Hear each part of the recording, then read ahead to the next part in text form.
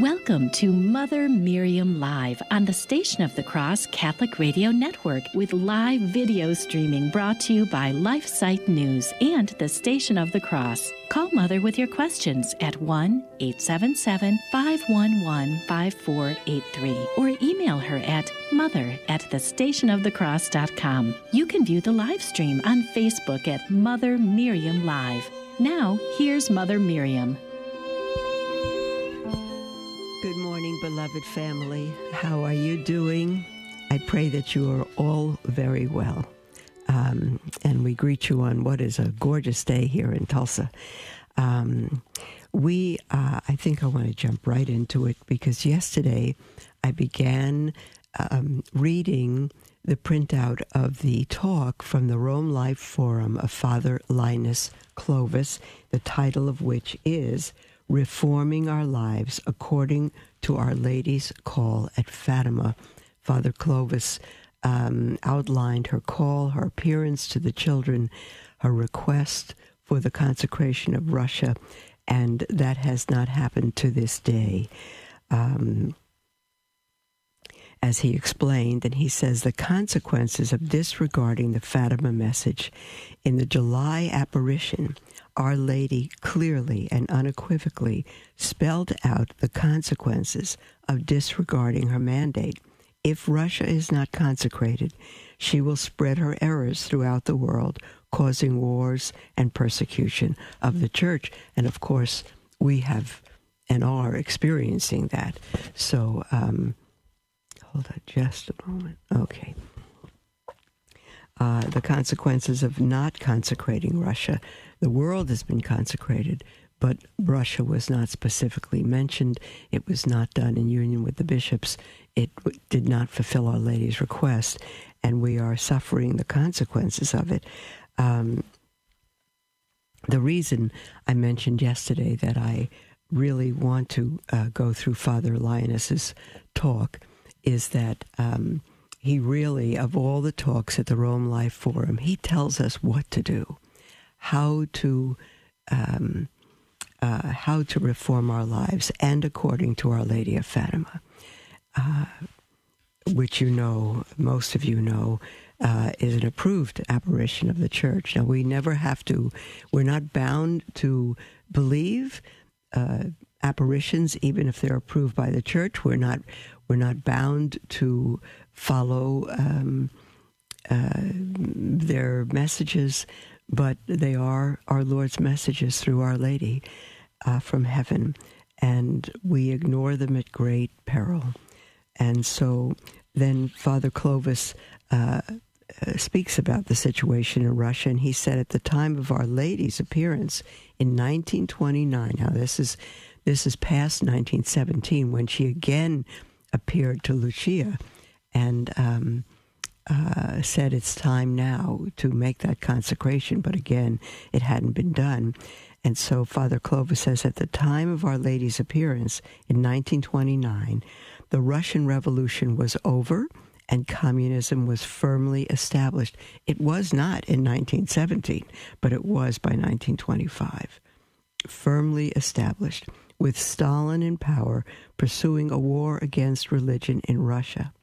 Christmas and Easter were replaced with New Year's Day and May Day, respectively. Sunday was abolished, and a 6-day week was operative in what was now officially known as the USSR, the Union of Soviet Socialist Republics. Only state marriages were recognized, and divorce and abortion were legalized. According to Bella Dodd, Stalin, and Bella had been part of the Communist Party and has since converted to Catholicism, blessed be God, but she was very much a part of it back then. According to Stella Dodd, Stalin had laid and was already implementing plans to infiltrate the Catholic Church. In the aftermath of the Second World War, unbelievable concessions were made to communist Russia as the Iron Curtain was drawn across many Catholic countries in Europe. The Soviets took full advantage of the situation, and by the 1960s, the communist influence extended over much of Africa and South America and stretched across the Middle East to Southeast Asia. Why am I reading all this? It's not to give you a history lesson, but to show us the consequences of ignoring Our Lady's messages. Very, very serious. They're from God. They're from God to us. He tells us throughout, just a little aside here on my own here, that throughout the Old Testament, God has always sent a warning before his chastisements. He's always sent a warning. Ezekiel speaks about it. Jonah speaks about it. All of it. Jesus speaks about it. He said it'll be just like in the days of Noah if we don't repent. So he's been giving us a warning. He came through Our Lady at the Incarnation. He's never stopped coming through her to us. And Father Linus says, although Our Ladies, sometimes I call him Father Linus, sometimes Father Clovis, but it's Father Linus Clovis, a magnificent holy priest of God. He says, although Our Lady's request was only partially fulfilled, she nevertheless obtained significant tokens by which the popes would be encouraged to proceed to full compliance. On 31st of October, 1942, and on the 8th of December, 1942, Pope Pius XII consecrated the world, but not Russia, explicitly to the Immaculate Heart. I'll tell you, for me, beloved, this is for good holy popes to not comply with Our Lady's request is such a mystery to me. It's such a mystery to me why that would not be done, why they would take it lightly or do it in their own way and not the way Our Lady suggested. It's absolutely a mystery. And Father Clovis says this resulted, again, in the lack of consecration of Russia, resulted in World War II being shortened because, again, he consecrated the world but not Russia explicitly. In his apostolic letter, and it would be from July 7th, 1952, Sacro Vergente Anno, July 7th, 1952, Pope Pius XII consecrated Russia, but without the participation of the bishops. So again, it wasn't what Our Lady asked. Pope Paul VI, on the last day of the third session of Vatican II, consecrated the world to the Immaculate Heart of Mary, but there was no mention of Russia. Additionally, the bishops looked on, but they did not join in the act of consecration. And on June 7th, 1981, Pope John Paul II consecrated the world, but again, not Russia explicitly, to the Immaculate Heart of Mary, and repeated this act of consecration at Fatima on the 13th of May, 1982. While John Paul's consecration of the world to the Immaculate Heart on the 25th of March, 1984, was in union with the world's bishops, it failed to make Russia the specific object of the consecration. I tell you, if I were God, I'd be exasperated. Well, if I were God, I would not be anything, I imagine, because he's God and I'm not. However, this consecration seems to have contributed to the fall of the Iron Curtain 5 years later.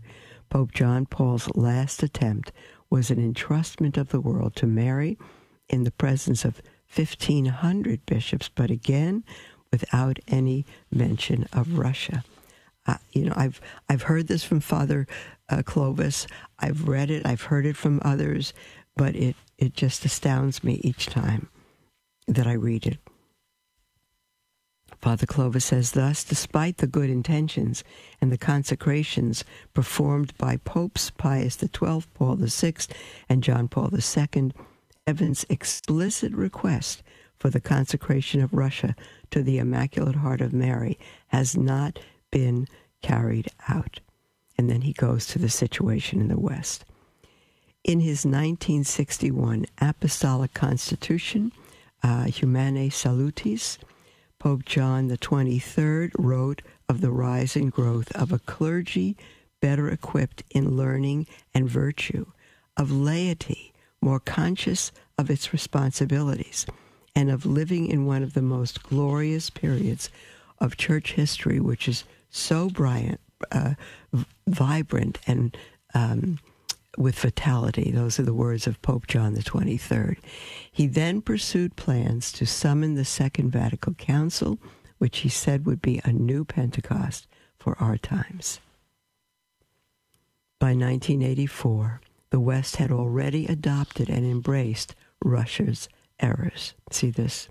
By 1984, the West had already adopted and embraced Russia's errors by living in what can only be described as a state of practical atheism. We'll continue after the break, beloved. I could have started at the end, which is our marching orders, but I think taking us through this gives us a greater understanding of our place in history and of our mission. So we'll continue right after the break, and after the second break, we'll take your calls, your emails, and your texts. Our toll-free number to call in is 1-877-511-5483, or email at mother@thestationofthecross.com. We'll be right back.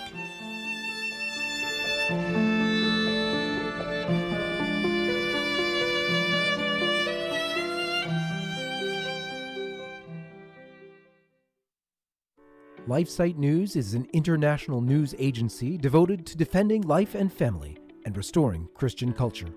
We aim to educate and activate our readers with the information they need to fight the most crucial battles of our day, in their churches, workplaces, and families. Our motto is Caritas in Veritate, love in truth. We firmly believe that promoting the truth is an act of love, however hard it is to hear. Over the last 20 years, we have built a reputation for uncompromising reporting, no matter the cost. LifeSite News is by far the most popular pro-life website on the internet, with over 40 million unique users every year and growing. Check us out at lifesitenews.com.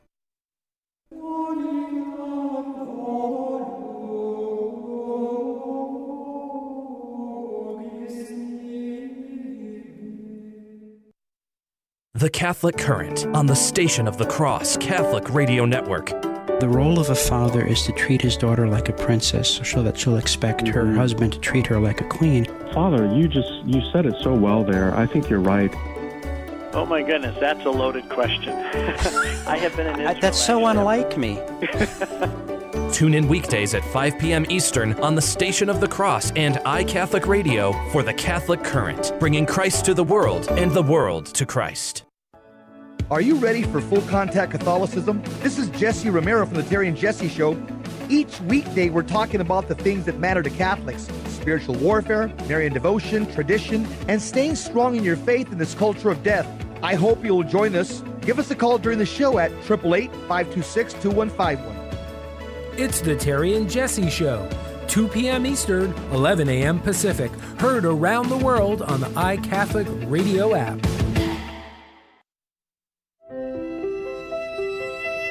Welcome to Mother Miriam Live on the Station of the Cross Catholic Radio Network, with live video streaming brought to you by LifeSite News and the Station of the Cross. Call Mother with your questions at 1-877-511-5483 or email her at mother@thestationofthecross.com. Welcome back, beloved. Good to be with you on Mother Miriam Live, and I'm going to continue with the talk that Father Linus Clovis gave at the Rome Life Forum a couple of weeks back, and it is reforming our lives according to Our Lady's call at Fatima. And the reason I love this talk, I mentioned before the break, is because Father Clovis gives us perfect marching orders to reform our lives in the midst of this epidemic that's going on today. And so I'm going to continue reading from where we took off. And Father says, we were up to the point, we just passed the point of speaking about John Paul the 23rd, who believed that we were in the greatest period of history, and it would be that Vatican II would bring a new Pentecost. And then it goes on to say by 1984, the West had already adopted and embraced Russia's errors by living in what can only be described as a state of practical atheism. This practical atheism manifested itself in the form of hedonistic materialism, family breakdown, divorce, widespread contraception, and the legal sanctioning of the sins that cry to heaven for vengeance, namely abortion and sodomy.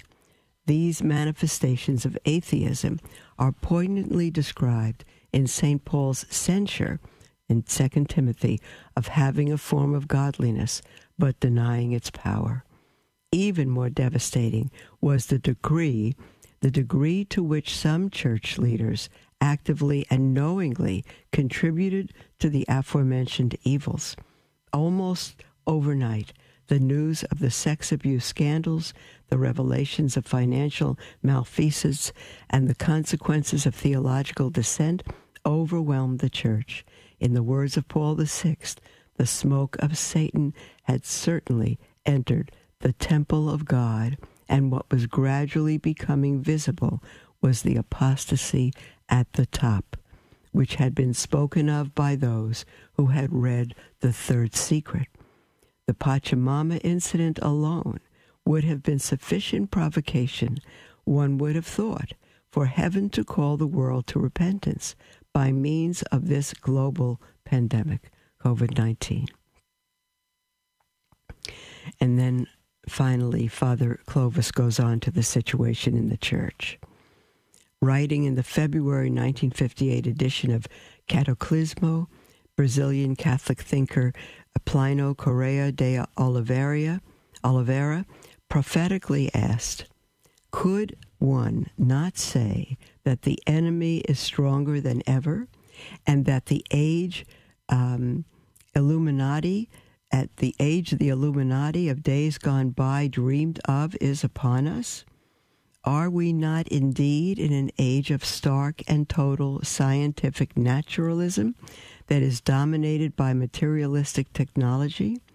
Are we not in the age of a ferociously egalitarian universal republic that has somewhat philanthropic and humanitarian inspiration, and from which will be swept all remnants of supernatural religion? Is it not, in fact, communism? Is it not also here that lies the danger by which Western society, supposedly anti-communist, will slip toward the realization of this ideal?"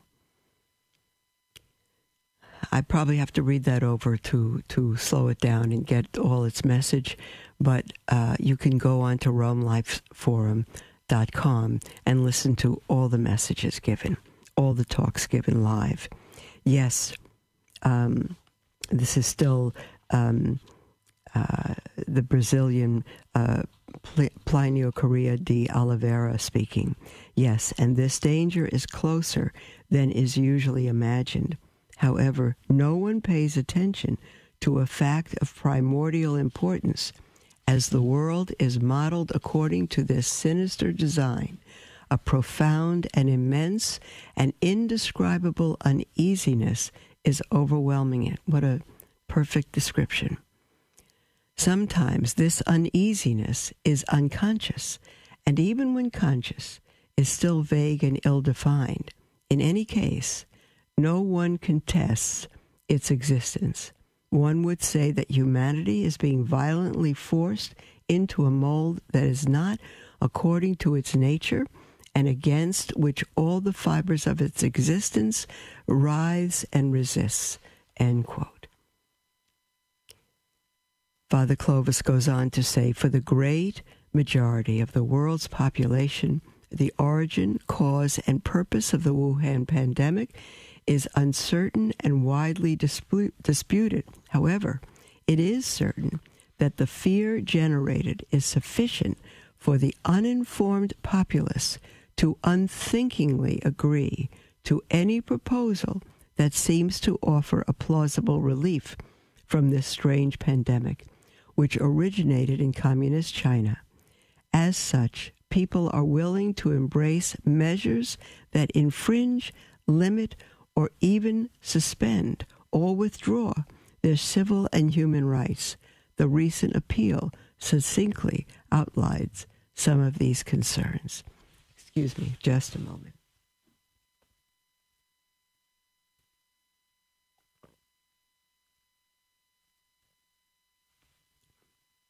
I should say to you, when I take a sip of water, l'chaim, that's to life, l'chaim, to life.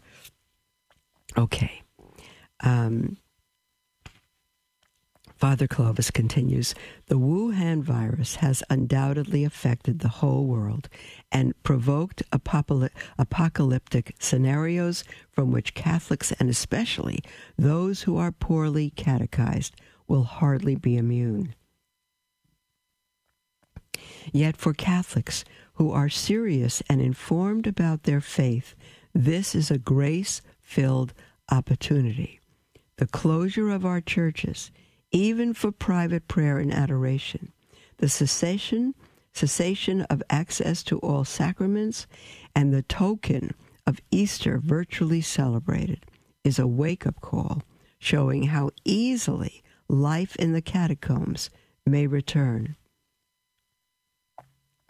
While virtual masses and spiritual communions have offered some solace to practicing Catholics, it has also given them an insight of how our housebound elderly live out their faith. Reflecting on the text from 1 Peter, which says, for the time has come for judgment to begin with the household of God, and if it begins with us, what will be the end of those who do not obey the gospel of God? End quote. Archbishop Fulton Sheen explained that before the hand of God strikes the world, it always descends upon the church first. Likewise, St. John Eudes warned that a sign that God is angry with his people is when he allows them to fall into the hands of evil pastors. That sentence I'm going to repeat.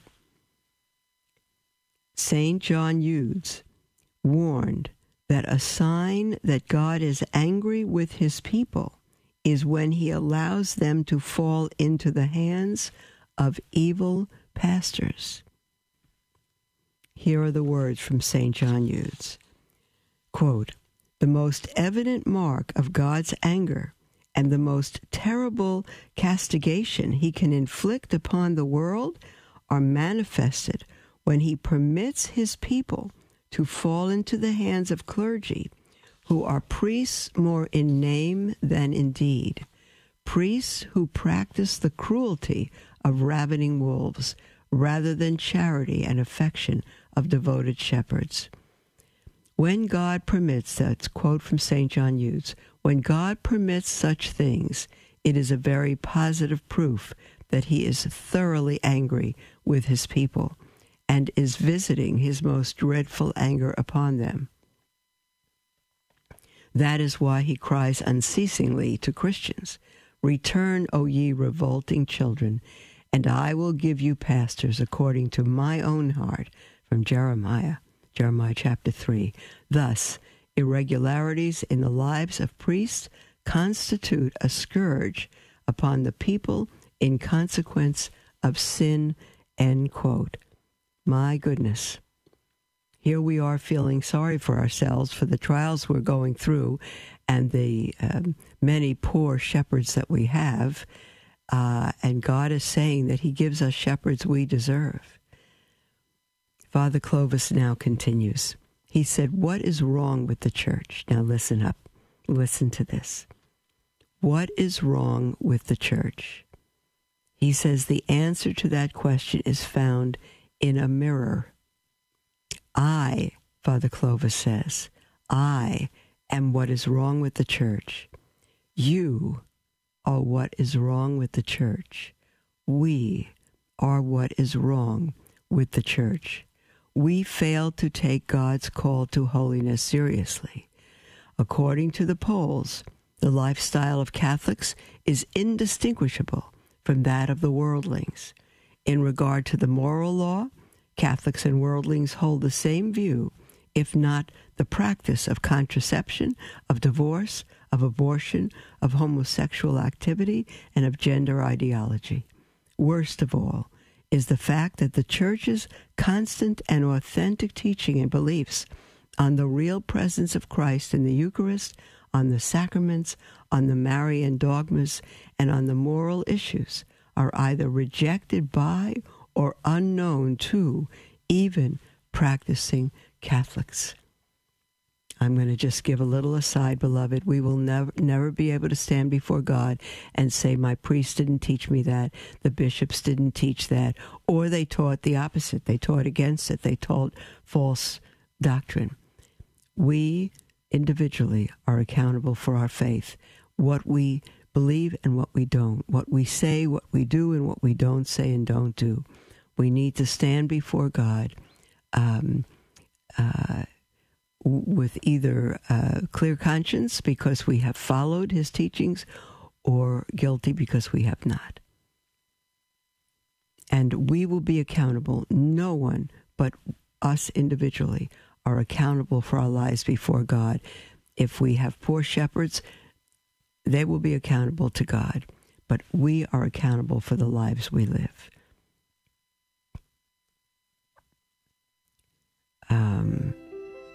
Oh dear. Let me just try to get this one in. The sense of the sacred, which has always been the hallmark of Catholic worship, is lost. It is no longer possible to spend quiet time in prayer after Mass.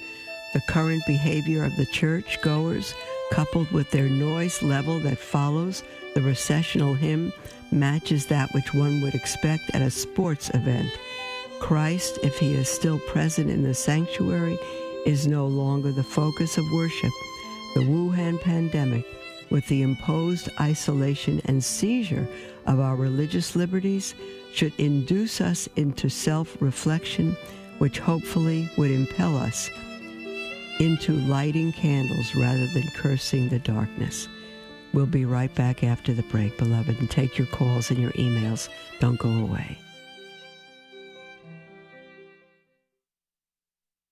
We stand at a crossroads in history.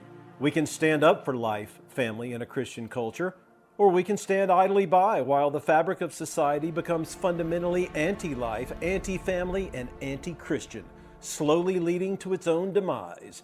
LifeSite News is the leading defender of life, family, and Christian culture. Through our news reporting, we seek to educate readers with information and zeal they need to fight the most crucial battles of our day. And we need your help to continue that mission. You can support LifeSite News by following our social media pages on Facebook, Twitter, and Instagram. Another way to support LifeSite is to prayerfully consider becoming a Sustain Life monthly donor to help us continue to save lives in the culture. To donate, visit give.lifesitenews.com/sustain life. Our staff of over 40 and millions of future generations thank you for helping to save the culture. The Terry and Jesse Show, weekdays 2 p.m. Eastern on the Station of the Cross Catholic Radio Network and heard around the world on the iCatholic Radio app. Hi, this is Terry Barber from The Terry and Jesse Show. Every week we bring you the gospel with clarity and charity. Be sure to tune in each week at 2 p.m. Eastern. We love it when you join the conversation at 888-526-2151.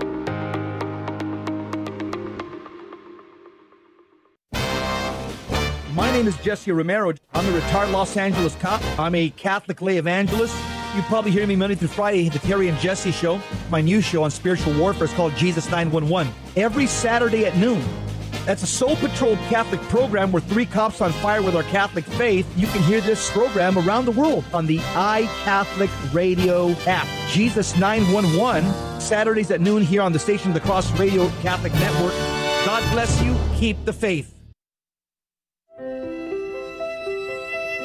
Welcome to Mother Miriam Live on the Station of the Cross Catholic Radio Network with live video streaming brought to you by LifeSite News and the Station of the Cross. Call Mother with your questions at 1-877-511-5483 or email her at mother@thestationofthecross.com.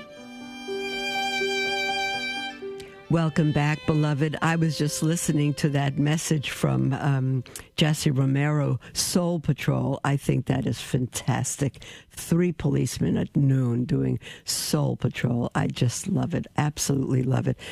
Jesse Romero and Terry Barber are as fantastic as you can get. You can't get more Catholic than them. We have a call from Carmen. Hi, Carmen in California.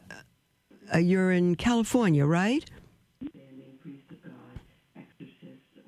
I think I got a little mixed up here. Carmen, are you on the line? Okay, I'm not able to hear Carmen. So we're going to take an email from Ellen. It sounds like Carmen might be speaking in the background, but she's not able to come through on the air. So I will take an email from Ellen, and then hopefully we can get the situation with Carmen helped. The email, Ellen says, "Good morning, Mother. Recently, I have been very lonely since this pandemic began. To add insult to injury, my dog died. Aw, Ellen, I'm so sorry. And I have lost the only friend I had at that point. Do dogs have souls like human beings, and will we see them in heaven?" Ellen, dogs do have souls because the soul is the principle of life, and even plants have souls. Every living thing has a soul, but their souls are not like our souls. They're not rational souls. And so when we die, our souls are spirit, and they kind of transcend our material bodies. But the souls of dogs are not the same as that. So I cannot tell you that you'll see your dog in heaven. I don't have that understanding at all, dear one. What I suggest, dear Ellen, is that I don't know your situation or at home, but if you gave your life and your love to your little friend, your little dog, and of course you can get another pet. Sometimes it's too soon to do that. But I would say, Ellen, you have gifts that God has given you, and I would find a way to give your gifts for the well-being and the salvation of souls. I would do that. If you knit, crochet, you could crochet baby blankets for single women with children in homes. There's so much that you can do to reach out to others. And when we begin to do that, the world is our company, and we're no longer lonely. We're lonely when we're kind of not because we're alone, but because we're kind of consumed with ourselves and our own lives, and that's understandable. But the only solution for that is to give your life away, even if you don't have company. I've spent many years alone, but I've never been lonely. You see, so because it's always a matter of giving your life away to others, and then your life has purpose and meaning. So let me see if Carmen. Okay, let me see. Carmen, are you on the line now? Yes. Yes, I am. Thank you. Now I hear you. All right. Okay. Welcome. Thank you. Welcome, dear one. Yeah. I'm in California, and we started masses today for the first time. Okay. And of course, we have to wear masks, etc. But I'm debating whether to receive communion, because we can only receive it in the hand at my parish. If I can receive it, go to Mass and just receive it spiritually. Yes, you can. Holy Communion. Yes, you can. You can receive Holy Communion spiritually staying at home. the same. It's a shame that you have to wear a mask. That's one point I'm making. But if there's no shoulds here, you do what you wish to do. If it were me, I would not go to Mass and not go up to receive communion. I would not do that. I would personally stay home and receive spiritual communion at home. That's me. I just don't want to be part of the desecration of the Holy Eucharist. So I would not go. But you do what your heart most wants to do. There's no wrong or right here. Okay. Thank you. I needed to hear that. Thank you so much. All right, sweetheart. Thanks, Carmen. Let me see. Now, we have a question from Vicky, who writes on Facebook, unfortunately, we cannot do First Saturdays in our parish due to them using this Mass time at 8:30 a.m. for seniors to fulfill their Sunday obligation. So they do the reading for the Sunday Mass. Is this improper to do? Yes, it's improper to do. You can't have a Sunday Mass at 8:30 on Saturday. It's not Sunday. You can't do that. You can. The vigil comes from the Jewish division of days, which starts at sundown. So sundown to sundown is the Jewish reckoning of the day. And that's why many parishes have Mass at 4 p.m. Even 4 p.m. is a violation in many areas, especially in the summer when sundown doesn't come until 7. But I won't say it's a violation in the Catholic Church. It would not count at all in Judaism. But you cannot have a Sunday Mass at 8:30 a.m. on Saturday. End of story. You can't. So it's not, they're going to Mass, but it's Saturday. They can have the Sunday readings, but it's a Saturday Mass. It's not a Sunday Mass. So this is an amazing thing, but you could still go and take part of that Mass on the first Saturdays. You're still taking part in Mass, even if the readings are confused. You can still do that, and I think our Lord would honor you for that. Or, again, you can stay home and receive spiritual communion and pray the prayers and read the readings you would have prayed at Mass. That's too bad, Vicky. That's the first I've heard of that. Okay, we have Denise from Toronto on the line. Hi, Denise. Well, hello, Mother Miriam. How are you today? I am terrific. Did I meet you when I was in Toronto? No, you know what? On the day you came to Toronto, I went to Israel. Well, what do you? Now I'm jealous. Wow. Okay. But I remember you coming, and I was disappointed. But I hope to meet you one day. Well, I hope your trip to Israel was great. Oh, it was. It was. Mm-hmm. Well, I'm calling today because I was actually quite distressed the past few days. I went in Toronto. We still don't have our churches open at all. Mm-hmm. They're not for prayer, not for adoration, even though, you know, other places have opened up. You can go. It's criminal. It's criminal. Yeah. It's not only against God and His teaching in the Catholic Church, but it is absolutely criminal. Just as you say, abortion clinics, you can murder people, but you can't worship God. I know. Go ahead, though, Denise. And so I went to see, no, I didn't see, I mean, I called up the Archdiocese. I was, you know, we were hearing about how, well, the churches were allowed to have parking lot services. So my pastor said that they were told they weren't allowed to do that.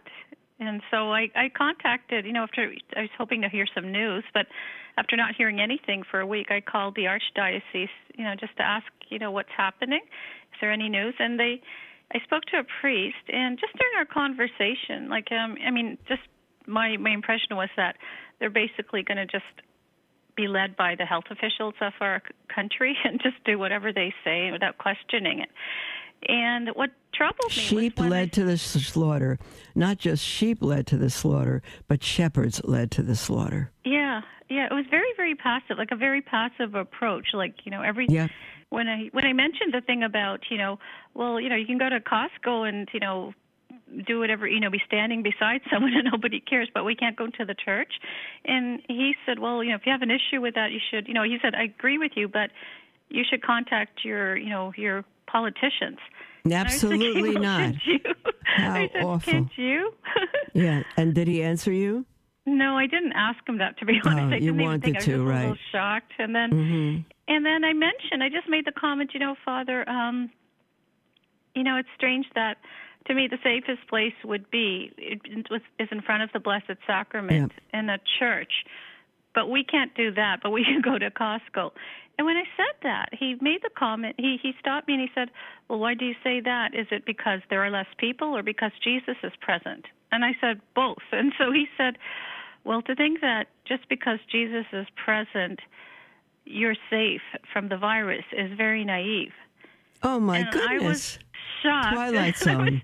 Twilight Zone.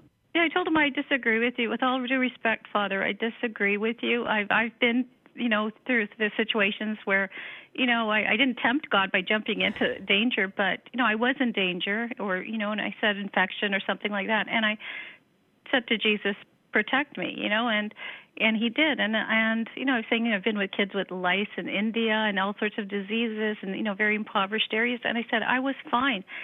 And then he just said, well, you must be blessed then. I don't know. I've been so disturbed by this comment, and he's not the only priest. I've heard a priest on EWTN say something similar. Wow. That I was just kind of like, what? I just feel like we need to pray for a priest a lot. Well, we do, and the bishops. It's a loss of faith. It's a loss of faith, and I've mentioned earlier this week that Cardinal Burke made it clear in his talk on the Rome Life Forum that Sunday Mass is a divine law, and no bishop or priest can override that because they make themselves higher than God. No one can lift the Sunday obligation. No one has that right or that power because it's not a human law. It's a divine law. And so we are all bound by that law. And as the law has always said, if there's a reason we cannot go, well, we're still bound by it, but there's a reason that would cause us to have to be excused, but we cannot, the obligation is such as if we're very sick or something like that, but the obligation cannot be lifted.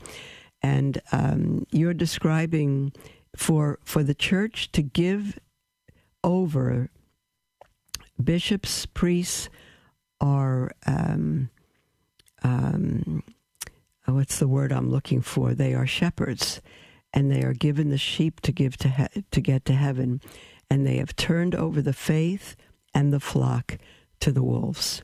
They've turned us over to the secular world, and Father Clovis, in the article I was reading earlier, said now we can understand how easily the people in centuries past had to go into the what's the underground? What am I thinking of? Not conclaves, the catacombs. This happens overnight. It's happening not because of the Wuhan virus. It's not happening because of the unbelieving, unfaithful government or people in it. It's happening because of our bishops who have given up the faith and turned their flock over to the wolves. There's no other way to say it. There's no other way to say it. You're right, Denise. There is no reason for abortion clinics and restaurants and Costco and liquor bars and liquor stores and everything else to be open, and mosques. Muslim mosques are crowded. No one says a word. But our bishops have turned us in, and it is an awful, awful thing. They have betrayed the faith. They betrayed the faithful, and all I could say is they've lost the faith themselves. They don't have to answer the government, but they do have to answer to God. I'm so sorry, Denise, but This is the time we're living in. Pray for those priests. Pray for those bishops. And of course, there's our music. We're going to have to go to a break, dear one. Thanks for your call. Keep the faith and receive our Lord spiritually. God bless you, Denise. We'll be right back, each one. Love learning more about the church, but confused or disheartened by the struggles we are facing today? Follow LifeSite News Catholic on Facebook, Twitter, or sign up for LifeSite Catholic emails and stay up to date on the constant stream of news about the Catholic Church. Our church is in a time of crisis, and we as laity have a responsibility and a duty to educate ourselves and stay true to the faith. LifeSite News Catholic is dedicated to keeping the laity informed and educated. To follow us, go to Facebook or Twitter and search LifeSite News Catholic. As Mother Miriam always says, we must live as if it were true. Dominus et vobiscum, et cum spiritu benedicamus et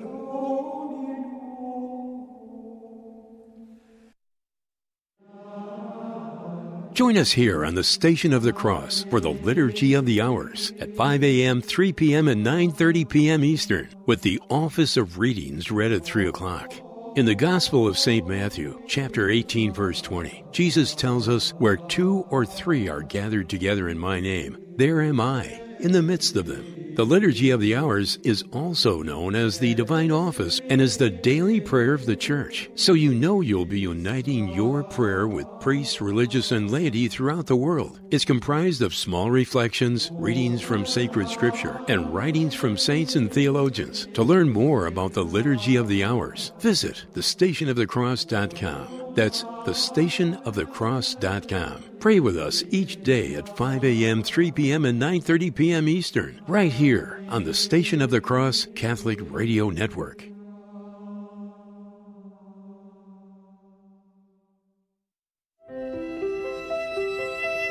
Welcome to Mother Miriam Live on the Station of the Cross Catholic Radio Network with live video streaming brought to you by LifeSite News and the Station of the Cross. Call Mother with your questions at 1-877-511-5483 or email her at mother@thestationofthecross.com. Welcome back, beloved, to Mother Miriam Live. This is our last segment. We have a full 10 minutes, and our lines are wide open if you'd like to call in toll-free, 1-877-511-5483, or text at that number, or email at mother@thestationofthecross.com. We're going to take an email from Greg, who writes, "Good morning, Mother.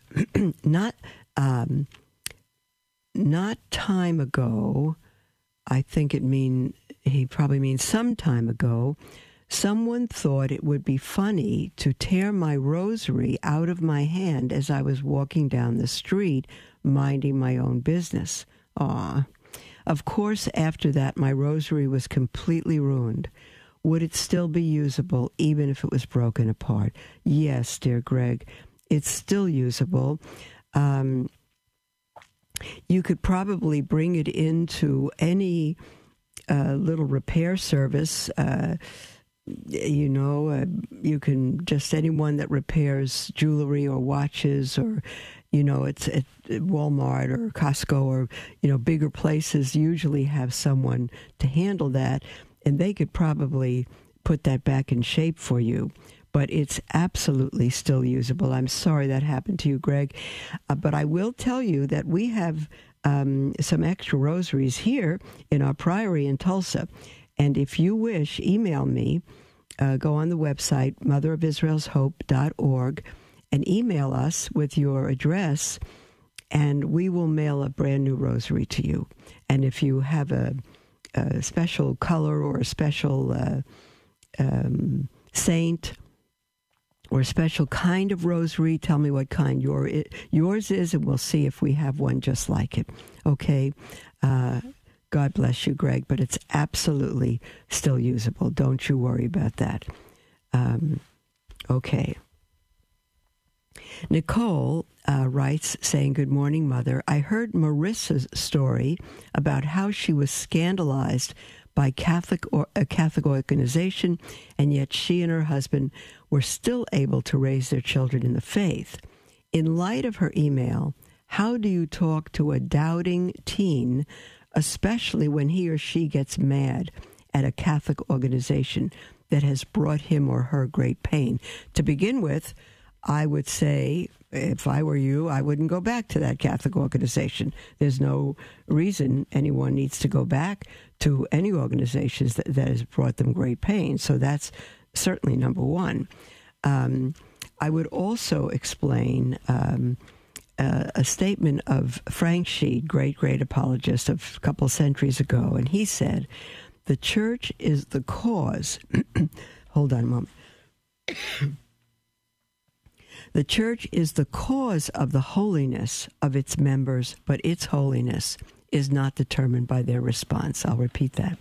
"The church is the cause of the holiness of its members. If I'm holy, it's because of the grace I've received from God through His church. But if I'm sinful, that doesn't determine the holiness of the church. The church is holy because the church, despite its members, clergy and faithful and lay members and everyone, the church is holy. The members are not necessarily holy. But it's not to fault the church. There are members of the church, people, organizations that are very unprofitable, and we try to stay away from those, which is fine. So I would sympathize with your teen, and I would say, find out the reason he or she gets mad, why he or she have been brought great pain, and try to help the teen with that. Try to help them with that. And then again, you can go to a different church, different organization. No one is bound to repeatedly go into an environment that is going to rob them of peace and joy and their Catholic faith. We had, we do have a call from Mary from Ithaca. Hi, Mary. Oh, hello, dear. Hi. How are you? I'm terrific, Mary. How are you? Oh, good. And I love listening to you, my dear. Oh, blessed be God. And I got to tell you, I have a Jewish daughter-in-law that's more Christian than my other two put together. Oh, what do you know? You see? To us. She's so sensitive, so caring, and so loving. Well, but I called with a question, and I don't know if we'll have time for you to answer. But I was calling about yesterday. I love Our Lady of Fatima, and she really converted me years back. Oh, beautiful. And I heard that in one of her apparitions, she said that some nations will be annihilated. That's right. And I read Revelation, and there's no mention of Western civilization. There's no mention of any Eastern or Western in Revelation. We might be annihilated before our Lord comes again? Yep. That's right.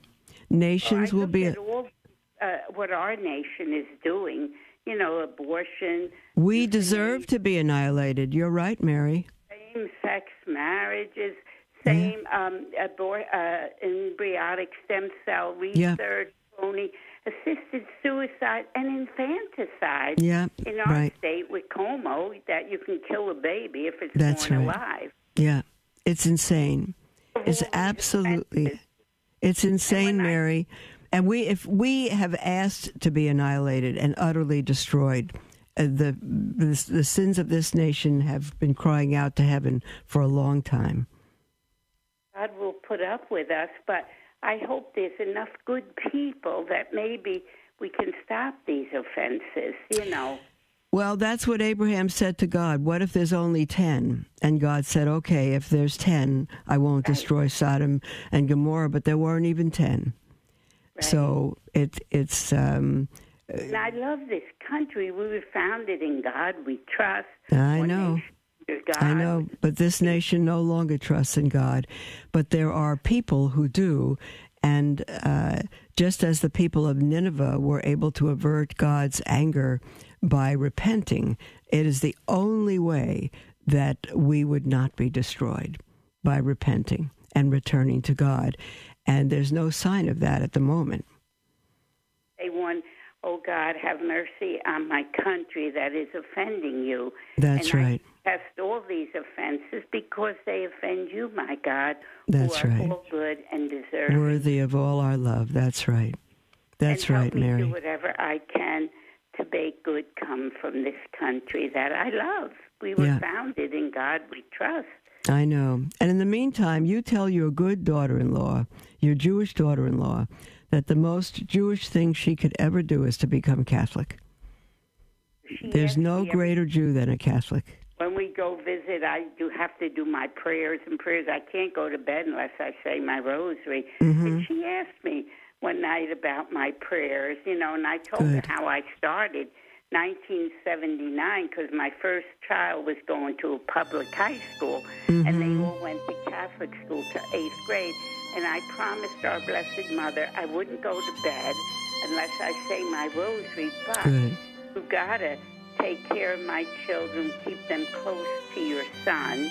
Well, you tell your daughter-in-law when she asks you about your prayers that they are the prayers of a Jewish mother, that's Blessed Mother. They are the prayers of a Jewish mother who knows how to homeschool her children. That you tell her that's what the rosary is. All right, dear Mary, we've got to go, sweetheart. There's our closing music, and we'll be with all of you tomorrow. Keep the faith, dear ones. Don't let the unfaithful discourage you. Draw near to God, and let's make penance, do penance for the reparation of the sins of this country. God bless you.